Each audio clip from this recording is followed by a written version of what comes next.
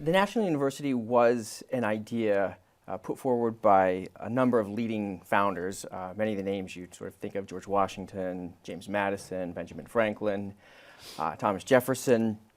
And the idea really, in short, was that the new constitutional order created, which we take for granted in our day, was really in the process of being built, and they turned to education as one central way of trying to foster and further the kind of political culture, the kind of ideas, the kind of education they thought was necessary to sustain that constitutional order. What would it look like? What would it teach?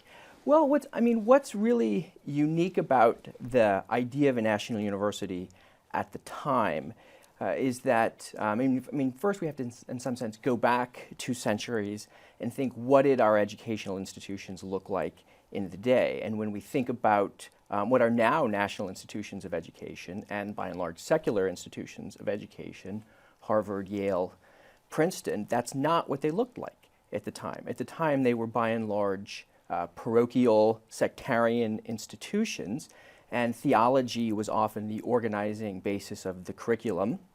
And so against that backdrop, there was an idea that we had a profound mismatch between our educational institutions and the Republican form of government we had created. In fact, Noah Webster, who started calling for a national university prior even to the Constitutional Convention of 1787, said that our educational institutions are sort of remnants of an older and monarchical and theocratic political order, and we needed to alter and update them.